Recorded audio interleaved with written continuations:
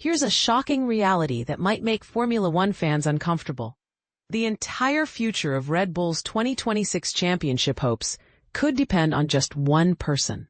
While most teams spread their bets across multiple drivers and technical staff, Red Bull appears to be placing an almost unprecedented level of responsibility on Max Verstappen's shoulders for their upcoming engine revolution. Ford CEO Jim Farley has made a statement that should send shivers down the spines of Red Bull strategists everywhere. He believes the Dutch superstar represents one of the most crucial foundation stones for their power unit's success when the new regulations hit in 2026. But here's where it gets controversial. Is this level of dependence on a single driver actually smart business, or is Red Bull setting themselves up for potential disaster? The partnership between Red Bull Powertrains and the American automotive giant Ford represents something far more ambitious than your typical corporate handshake. They're essentially attempting to build a completely new heart for Formula One cars that will need to comply with dramatically different technical requirements. These 2026 regulations aren't just minor tweaks.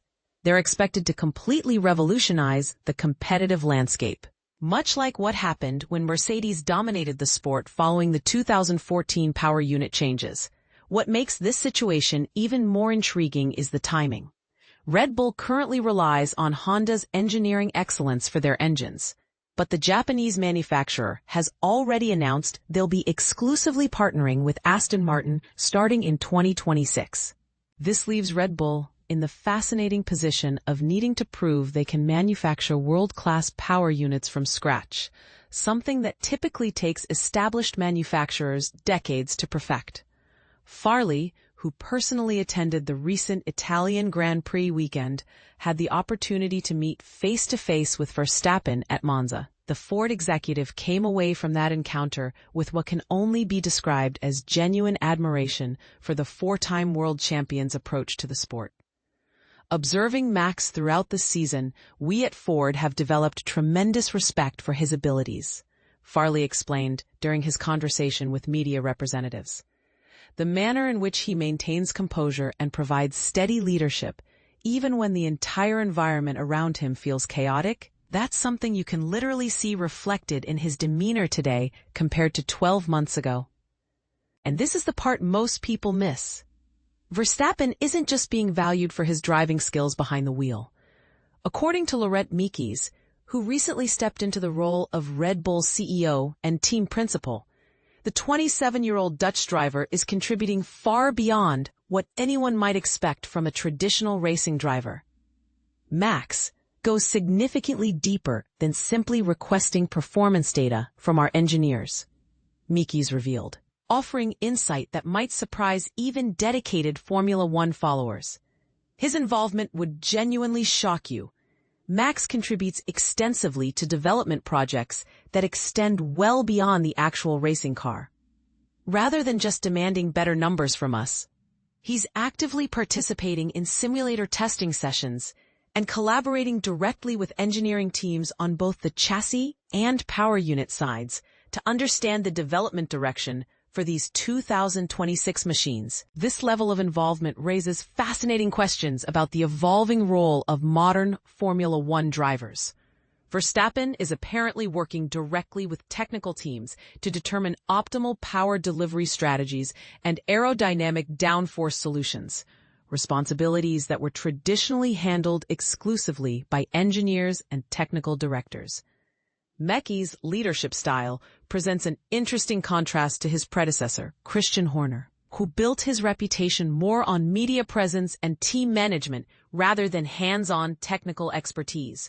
Farley specifically praised this change in leadership philosophy, stating, "I made the trip here because I believe in seeing situations firsthand rather than relying solely on reports, and Laurent's impact on the organization is immediately apparent." His technical background makes him precisely the right person to guide us through these 2026 regulation changes. But here's where things get really controversial. Mercedes team principal Toto Wolff has described the Red Bull-Ford project using a metaphor that should make everyone pause and think. He compared their challenge to scaling Mount Everest, emphasizing that they're going up against manufacturers who have accumulated decades of specialized knowledge and experience. Mekies doesn't shy away from this comparison. In fact, he embraces it completely. It's absolutely a massive undertaking that we're committing ourselves to pursue, he acknowledged. We have no reliable way to benchmark our current progress against our competitors' development. We maintain enough respect for the competition to acknowledge that when these manufacturers have been perfecting their craft for 50, 60, or even 70 years, we're essentially starting from zero, building our entire workforce, establishing all our processes, creating the necessary infrastructure. This will require significant time investment. What's particularly intriguing about Mekies' approach is his long-term perspective on success measurement. Rather than focusing on immediate results, during pre-season testing, he's emphasizing sustainable development and project execution. The question isn't about who will post the fastest lap times during Barcelona testing in January, he explained. What really matters is which team develops the most effective project strategy and maintains the best long-term development trajectory. This philosophy aligns with both Red Bull and Ford's corporate cultures, which have historically favored bold, ambitious projects over conservative approaches. The collaboration represents something of a perfect storm, combining Red Bull's innovative racing mentality with Ford's manufacturing expertise and Verstappen's exceptional technical input. The competitive landscape for 2026 will feature some formidable opponents. Red Bull Ford will be directly competing against established powerhouses like Mercedes and Ferrari, both of which have decades of engine manufacturing experience. They'll also face Honda, now exclusively focused on Aston Martin, and the intriguing newcomer Audi, which brings its own substantial automotive engineering resources to Formula One. Verstappen's contractual commitment extends through the end of 2028, which provides Red Bull with stability during this crucial development period. However, this also raises questions about the pressure being placed on a single individual. Sky Sports news sources indicate that retaining Verstappen has become a strategic priority for the entire Red Bull brand, not just the racing team.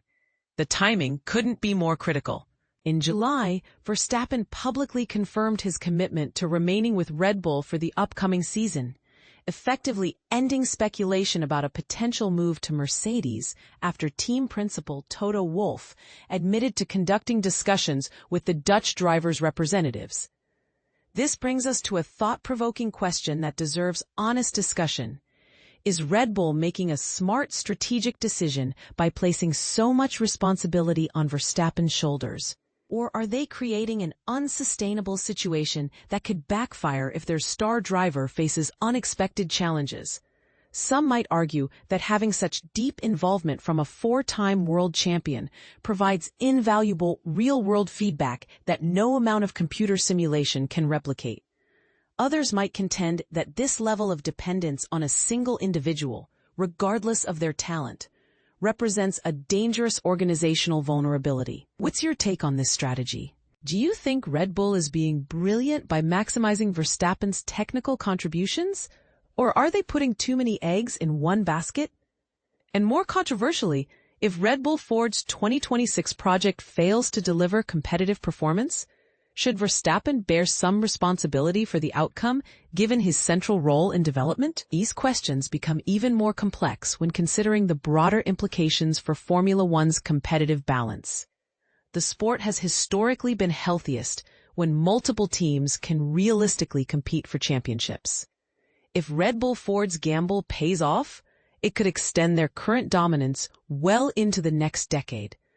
But if it fails, we might see a dramatic shift in the competitive hierarchy that could reshape the entire sport. The Formula One circus continues its journey to Baku for the Azerbaijan Grand Prix from September 19 through 21st, where fans will get another opportunity to observe how Verstappen and Red Bull handle the pressure of their ambitious 2026 preparations, while still competing at the highest level in the current regulations. What do you think? Is this the most exciting development project in recent Formula One history, or the most risky? Share your thoughts and let's debate whether Red Bull's Verstappen-centric approach will prove to be genius or folly when those 2026 lights go out for the first time.